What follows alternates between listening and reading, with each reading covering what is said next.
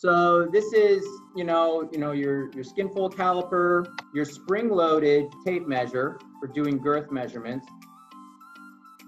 I also use a tailor's tape measure as well. The reason why I like these, they're spring-loaded, and they're going to give you an equal amount of spring each time you take a measurement. So it's a repeatable measurement. Now remember, when we're doing body fat and Skinfold assessments, the value is in repeatability of the measurement. So you want to be as absolutely accurate as you can possibly be with these measurements, because when you do a pre and post, you want to be able to notice difference in between. When you're doing a fitness assessment on a client that's the opposite gender, typically you leave the door open a crack, especially if it's just you and them, okay? Especially if you're a dude doing a fitness assessment. Oftentimes what I'll do is I'll recommend the client to bring a friend or a significant other. What I'm gonna do is I'm gonna start with girth measurements. So I typically start on the top down, so I'm gonna go shoulders.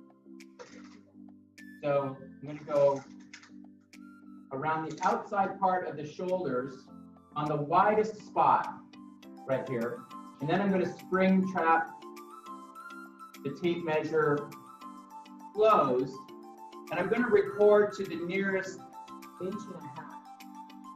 Then I'm gonna take the tape measure, I'm gonna let it drop down and say, okay, go ahead and lift your hands up. You can put your hand behind your head now. So hands up, and I'm gonna measure the chest. For ladies, they're like, what do you mean you're gonna measure my chest? We're going above the boob zones, right?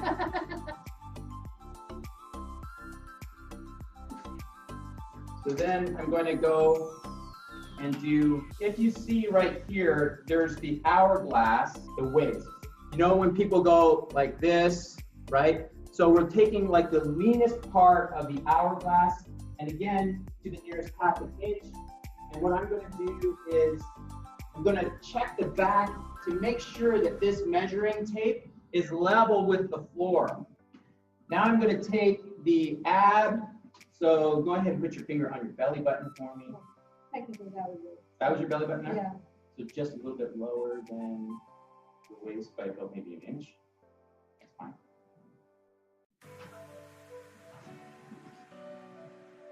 That's interesting because we've got 1 inch between where I took the waist measurement and the ab measurement. So 1 inch between up and down. It gives me a whole inch difference on the measuring tape. Okay, so you want to make sure that spots each time. Now I'm going to go down here and I'm going to do the hip measurement. And this is the booty measurement. You guys don't care at all about the booty measurement, where the girls, this is like the biggest thing ever. Literally. Well, I mean, not the biggest thing ever. I mean, like the most important. There we go. So again, you want the tape to be level with the floor. So the way Tess is standing right now is perfect. Actually, yeah, you can straddle up just a touch more. So the next thing I'm going to do is I'm going to go and take a mid-thigh measurement. So here's where I'm going to go ahead and use this tape measure, because this measure starts at 2 inches, because it's also incorporating the length of this into the measurement. So if I want to get an easy measurement between top and bottom without that, where I'm not doing a circular measurement, I like to use this. It's just faster.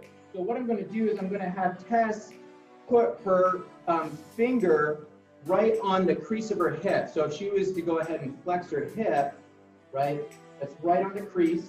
So I'm going to go ahead and put the tape measure there. I'm going to ask her to hold that. Go ahead and put the knee up again. So that's the right spot, and you can put it down. And I'm going to find the middle of the patella right here. I'm going to mark right in the middle of the thigh. So I'm basically taking this measurement and dividing it in half, and I'm marking the leg right there. At the same time, I'm going to do this with the other side.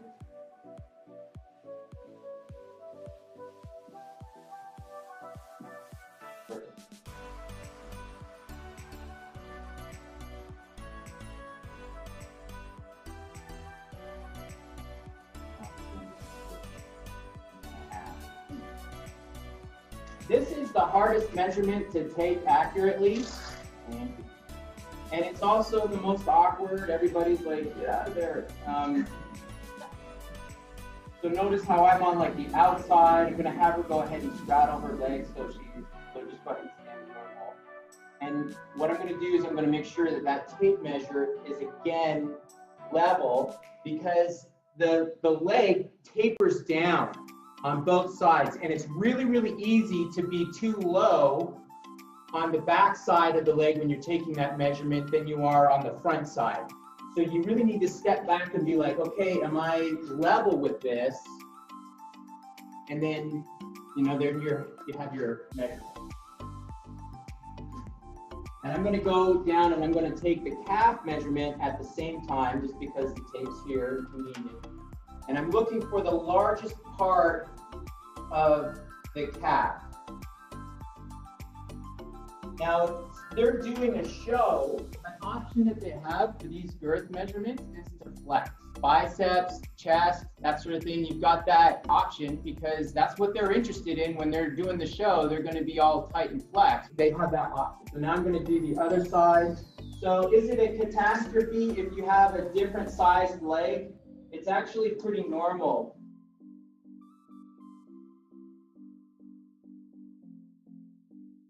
Biceps. Again, a couple ways you can do biceps. Some people will have your arms out like this. Some people will have them hanging down. Some people will have them flex. However you want to do that, Tess. She wants to flex. All right. I love it. I love it. So you're going to take the highest point.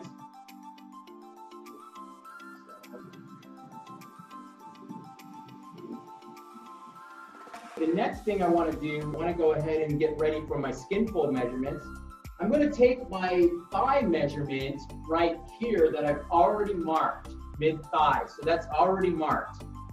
Even though I'm only taking measurements on the right side of the body, that's important that you remember that. Right side of the body only. Because all of the data that you're comparing this to have been done on subjects' right side of their body. So there's this bony protuberance on the shoulder right here. It's called your acromion process. I'm going to put the tape measure on that bony protuberance, and then I'm going to go down to the humeral ulnar joint, or the elbow.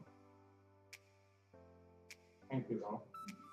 And I'm going to mark the middle. If you take a look, if I was to take somebody and be like, okay, let's go ahead and measure the triceps, I would be thinking, okay, here is the tricep right here. I'm going to take the measurement right there. But look where my mark is. It's a whole 3 inches above that.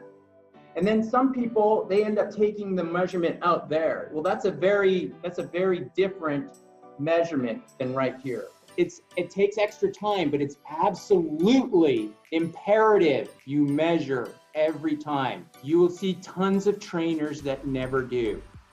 Imagine taking on a client, let's say Christopher, he's having his body fat checked again by his trainer, and he comes out fatter than when he started. Can you imagine the train wreck? Don't do that to yourself. Make sure that your measurements are accurate. So again, what I did right here is I measured from the acromion process right here down to the elbow, and I marked the middle, just on the right side. And then I'm gonna go ahead and mark the hip right here after I take this Skinfold. And what I can also do is I can say, okay, Tess, I want you to go ahead and flex your tricep for me so I can feel where the skin and the muscle are. You can go ahead and relax. I'm gonna take that pinch with 2 hands right here. I'm gonna hold that pinch, and then I'm gonna take my measurement. I want that measurement to be in the range of 1 to 3 seconds. Have any of you guys ever worn a watch, and when you take your watch off, you can see the mark where your watch was? That subcutaneous tissue is full of water. When you do a pinch for a long period of time, some of that water is going to kind of squeeze out of that site, and it could throw off measurements. That's what they're saying in the book anyways. I'll go ahead and I'll do it again, and if I get 2 different numbers when I measure the second time, then I'm going to potentially take a measurement a 3rd time. I might wait to take that 3rd measurement. So again, I'm taking 2 hands right here, Go ahead and flex for me, Tess. Good, relax. And the same number. Now I'm going to go over to the hip measurement, anterior, superior, iliac crest. So what I'm going to do is I'm going to have Tess lift up and have her put her finger on the top of her hip bone. So this is the top of Tess's hip bone right here. And I'm going to take my measurement, I'm going to go 1 inch down the crease of that hip bone. So I'm going to go down from the top. Then from that 1 inch mark, I'm actually going to go a 90-degree angle over and mark that site. I'm going to go ahead, take 2 fingers full.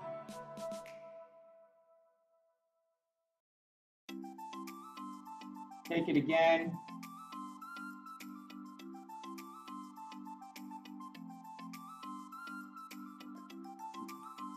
Okay, same number. The thigh measurement is probably going to be the toughest measurement to take. What I'm going to do is I'm going to have Tess go ahead and put her leg forward just a touch. And I'm going to grab that Skinfold. And sometimes it depends on the person and their body type. Sometimes taking this Skinfold measurement is a little bit uncomfortable. Sometimes people are like, that doesn't feel too great. What I'm going to do is I'm going to have Tess flex, and you can go ahead and relax.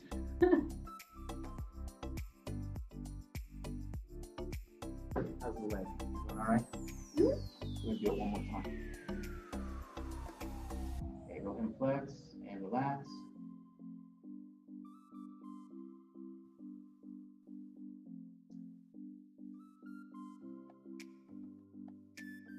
Okay. Okay.